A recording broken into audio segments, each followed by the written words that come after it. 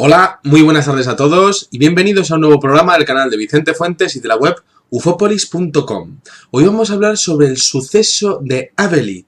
Creo que uno de los más fascinantes encuentros del tercer tipo, incluso del cuarto tipo si me apuran, de la historia de la ufología contemporánea y por supuesto uno de los hechos más destacados ocurridos en el Reino Unido.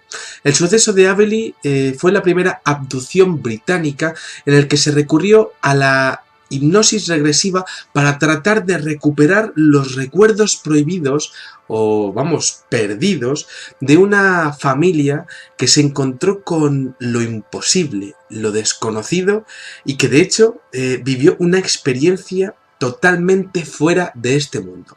Para que se hagan una idea, los nombres verdaderos de los testigos fueron mencionados en muchos libros y artículos, pero el señor Avis, que es el protagonista de nuestra historia, declaró en una reunión pública para la Asociación de Investigadores Británicos que no consideraba correcta la excesiva divulgación que había tenido el caso porque tenía miedo de que esos seres se enterasen de que estaba divulgando lo que había ocurrido, ya que los seres protagonistas de este encuentro de abducción le advirtieron que no contase absolutamente nada. Vamos a coger nuestra máquina del tiempo y nos vamos a ir al día 27 de octubre de 1974 a la localidad de Aveley, en el condado de Essex, en Inglaterra. Aquí tenemos a John y Elaine Avis, junto con sus 3 niños, que viajan en un automóvil hacia su hogar en el pueblo de Aveley. Bueno, son las 10 de la noche y bueno, pues van por la carretera de Epton Lane, está muy cerca de Aveley Road. Bueno, de repente esta familia, tanto el hombre como la mujer, vio una luz en el cielo. Estaba, un poquitín elevada y sobre la izquierda, ¿no? Y entonces este matrimonio se dieron cuenta de que esa luz era muy potente y, claro, se avisaron, ¿no? Mira, ahí tenemos algo, no sé lo que es, ¿no? Pero bueno, el caso es que está ahí, ¿no? Y lo seguían y tal, pero bueno, ellos siguieron para casa, ¿no? Lo interesante fue que la luz parecía que estaba empezando a acercarse hacia ellos y además estaba yendo a la misma velocidad que ellos. Y claro, como que de alguna manera se dieron cuenta de ese detalle y empezaron a ponerse un poco nerviosos, ¿no? En un momento dado se dieron cuenta de que evidentemente esa luz les estaba siguiendo solo a ellos. Y de hecho esa luz llegó a cruzar la carretera delante de ellos y se puso a solo 500 yardas, a unos 450 metros. Y de hecho estaba como arriba, ¿no? Como podemos decir, como si estuviese elevado en los cielos, ¿no? Entonces, bueno, llegó un momento en el que lo perdieron de vista, tomaron una curva y de repente, al salir de la curva, se encontraron con una especie de niebla de color verde de unos 2 metros de altura que estaba justo a la entrada del pueblo. No pasaron más coches en ese momento y bueno, pues ellos pensaron que podía ser, bueno, el Reino Unido ya conocéis la cantidad de humedad que tiene, bueno, pues se pensaron que era un banco de niebla más, ¿no? Pero bueno, pues cuando empezaron a atravesar aquella niebla, se dieron cuenta de que algo iba mal. La descripción que hacen ellos era de que estaban dentro de un cono de silencio, una situación que comúnmente se presenta en los casos de abducciones por ovnis, mediante el cual hay como una especie de calma y de silencio que no son naturales y además están rodeando a los testigos, ¿no? Ellos lo llamaron de una manera que a mí me parece increíble, ¿no? Que ellos lo llamaron silencio muerto. Bueno, en ese momento la radio del coche comenzó a fallar, los faros del vehículo también comenzaron a apagarse y de hecho les resultaba imposible dejar de avanzar en la niebla, es decir, no respondía el freno y tampoco respondía el acelerador, era como si no pudiesen salir de esa niebla, ¿no? Como si fuese prácticamente, muy grande ese banco de niebla, al menos es lo que les parecía a ellos, ¿no? Entonces, luego describieron que el interior de esa niebla había mucha luz, había más luz de lo normal y era por la noche, podemos entender que eran casi las 10 de la noche, pero había mucha luz dentro de esa niebla y también hacía mucho frío. Bueno, pues cuando salieron de esa niebla de color verdoso, la radio del coche comenzó a echar humo y el motor se les apagó y de hecho el vehículo se sacudió violentamente, pero bueno, pues al final consiguieron reanudar la marcha y bueno, pues siguieron camino a casa, ¿no? Uno de los niños estaba despierto, los otros dos niños estaban dormidos, y el caso es que ellos no se habían dado cuenta, pero resulta que Elaine se pensó que habían conducido medio kilómetro cuando habían conducido prácticamente una milla, es decir, 1,6 kilómetros. Algo ya iba mal. Pero esta mujer como que se pensó que se había equivocado ella y dijo, bueno, qué tonterías, ¿no? Bueno, en casa, llegaron a casa, los padres acostaron a los niños y encendieron la tele. Y de repente cuando encendieron la tele, y de hecho es que ellos venían de casa de los padres de ella y habían vuelto pronto porque ella quería ver un programa de televisión, y cuando encendieron la tele se extrañaron muchísimo porque la televisión ya como que estaba con el boletín de medianoche, ya no había, estaba oscura la pantalla. La televisión había cerrado ya su emisión nocturna y entonces claro dijeron, bueno, pero ¿qué hora es? Y entonces miraron los relojes de la casa y descubrieron que era ni más ni menos que la 1:30 de la mañana. Habían perdido casi 3 horas de su vida. Pensaban que iban a llegar a las 10 de la noche y resulta que eran la 1:30 de la mañana. Bueno, ellos empezaron a ver que aquello no había sido normal, empezaron a consultar en la biblioteca algunos casos también de missing time, que es lo que así es como se llama a este tipo de tiempos perdidos, y resulta que, bueno, pues llegaron a ir al médico, y el médico, al escuchar su historia, les recomendó un psicólogo donde hacían hipnosis regresiva, y de hecho les dijo que sería positivo que hiciesen 2 sesiones de hipnosis regresiva o 3 para ir sacando poco a poco los recuerdos de ese supuesto tiempo perdido, ¿no? Entonces, por separado, en la primera regresión hipnótica, que estaba ya muy reciente, fue unos 4 o 5 días después del incidente, pues resulta que por un lado el marido y por otro lado la mujer llegaron a la misma conclusión. Solo tenían pequeños flashes de la experiencia, pero era una experiencia realmente horripilante en donde había una especie de exámenes médicos que él estaba viendo cómo le hacían a su familia y a él mismo, y ella estaba viendo cómo le hacían a su familia y a ella misma, en donde aparecían unas figuras altas vestidas con una especie de traje de una sola pieza plateado y unas pequeñas criaturas, sobre todo una que estaba muy cerca de los dos, con un aspecto de murciélago, algo totalmente inusual dentro de la historia del fenómeno. Tenía la cara llena de pelo, ¿no? Y tenía las orejas puntiagudas, tenía la naricilla así como la de los murciélagos, es que era exactamente su descripción.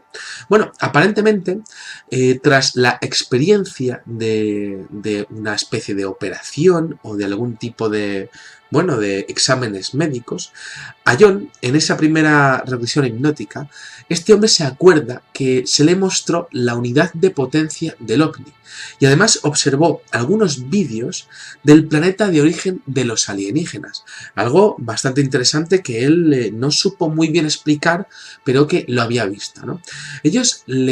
Claro, este hombre llegó a preguntarles vía telepática, todo como suele ocurrir en el tema de las abducciones, que a qué se debía su presencia allí, que qué estaban haciendo allí, que por qué les estaban secuestrando y les estaban haciendo eso, ¿no?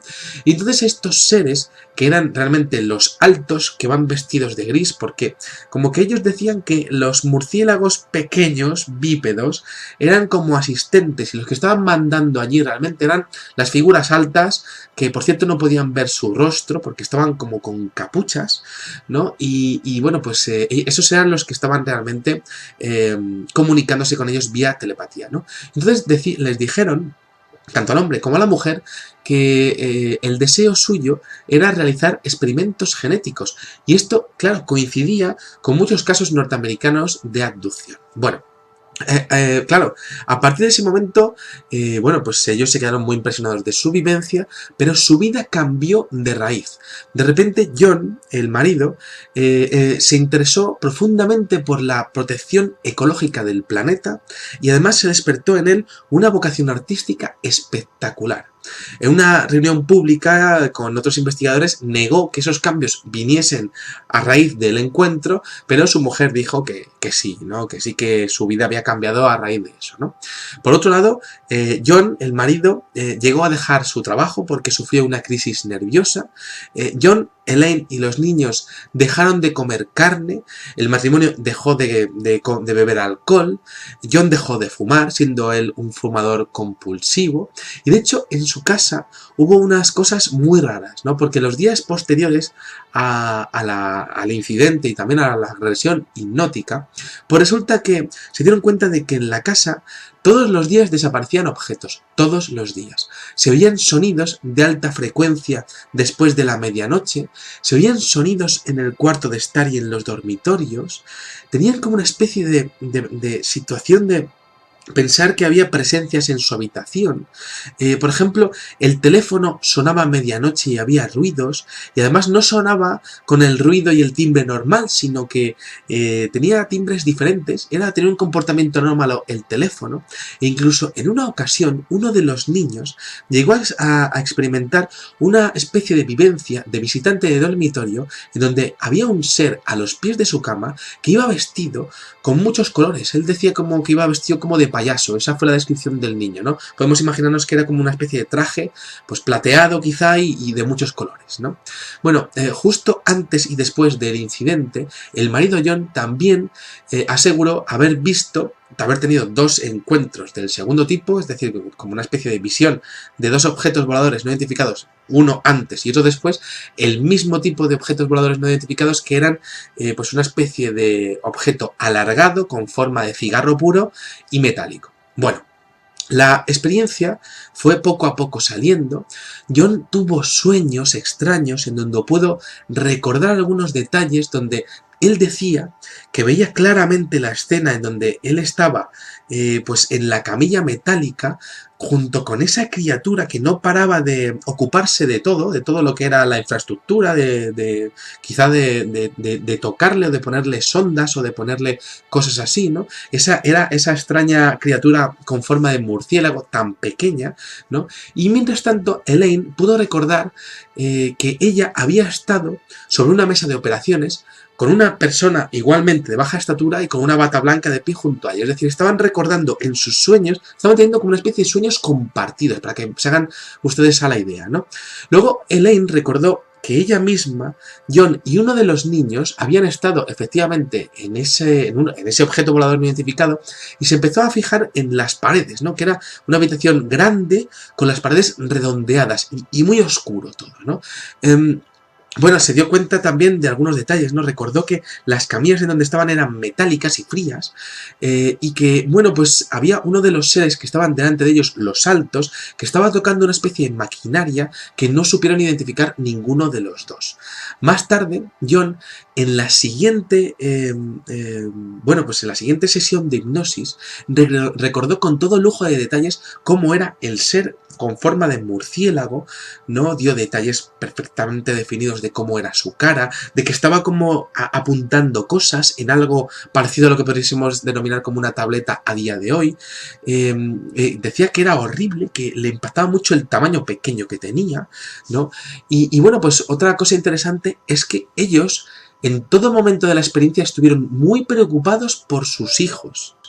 Y recordó que al principio de toda la experiencia, es decir, nada más, de alguna manera, nada más llegar al objeto volador no identificado, resulta que había otros seres que les estaban esperando, que eran como seres como muy blancos, tenían los ojos de color rosa y estuvieron durante un rato tratando de tranquilizarles, diciendo que no se preocuparan porque sus hijos iban a estar bien y tras terminar la experiencia ellos iban a poder recuperar con sus hijos y de hecho no iban a tener ningún tipo de problema. Estos seres les estaban comunicando todo esto pues con telepatía, ¿no? Y es que esto empezó a salir en la segunda sesión de hipnosis regresiva en los dos por separado, ¿no? Y esto es realmente un detalle interesantísimo porque es lo primero que pensaría un padre, ¿no? Es decir, ¿qué está pasando con mi niño? A mi niño lo primero aquí conmigo, ¿no? Bueno, John llegó a preguntarles durante esta segunda regresión hipnótica que de dónde eran, y estos seres llegaron a mostrarle una especie de mapa que no pudo llegar a comprender, quizá por una tecnología holográfica o algo que él no sabía explicar y tampoco supo comprender, ¿no? Lo más impactante de la experiencia fue la presencia, una vez más, de estos seres tan pequeños, ¿no? Con esa cara peluda, la nariz, es que ellos se fijaron mucho porque era algo totalmente inusual, ¿no? Y de hecho hacían extraños sonidos, se acordaron los dos por separado en esa segunda sesión de hipnosis que esos seres estaban como gorgojeando, como que eran, como que hacían el sonido del piar de los pájaros, ese era el sonido que hacían a la hora de comunicarse, ¿no? Y además estaban sirviendo sin ninguna duda a las entidades que eran más altas. Bueno, John recordó también en su experiencia el detalle del interior de la niebla, como que pudieron ver una especie de rayo de color blanco que fue el que levantó el coche hacia los cielos, porque él dice que fue abducido todo el coche entero. Por eso es lo que veía, lo de ese silencio muerto, ¿no? Que él pensaba que ya podía ser ya el interior de aquel objeto volador no identificado. Bueno, más detalles. Este hombre recordó el momento en donde le habían enseñado el sistema de propulsión y entonces observó que era una especie de vórtice magnético, así es como lo define este hombre, John Avey, ¿no? Luego, por otra parte, en las conversaciones telepáticas, este hombre preguntó sobre la razón de la visita de estos seres, además del tema de la genética, y la respuesta fue más que intrigante, ¿no? Porque este hombre como que les dijo, oye, ¿por qué estáis aquí en la Tierra, ¿no? ¿Qué hacéis aquí, no? ¿Estáis visitándonos a nosotros para qué? Y estos seres como que le explicaron que no era una visita. Ellos siempre habían estado aquí, cosa que es curiosísimo, porque es como si dos realidades estuviesen conviviendo juntas, ¿no? Y de alguna manera lo que nosotros entendemos como que es el fenómeno ovni está existiendo y es una manera de que, como si hubiese algún tipo de tecnología en donde esa realidad pudiese tocar a la nuestra, abducir a unas personas y volverla a dejar en nuestro espacio y en nuestro tiempo, ¿no? Bueno, debieron de realizar algún tipo de advertencia de que jamás le contasen nada a nadie porque además había recuerdos que estaban totalmente, bueno, pues ocultos dentro de la experiencia en la mesa de operaciones. Bueno, yo me quedo con que es una experiencia, una abducción con teleportación, es decir, es una abducción y además aparecen más adelante en la carretera. Me quedo con el detalle del interior de la niebla, ese silencio muerto, ese frío, esa luz envolviendo todo el coche, los fallos mecánicos, por supuesto, del coche, ¿no? El rayo que parece envolver al vehículo, que lo levanta entero al vehículo, porque la mujer tiene una visión de que ella misma está viendo cómo está siendo elevada. Luego que la historia va apareciendo poco a poco en los sueños y en sus regresiones hipnóticas. Es como si parte de la experiencia hubiese sido borrada a propósito para no crear ningún tipo de trauma. Y de hecho, hay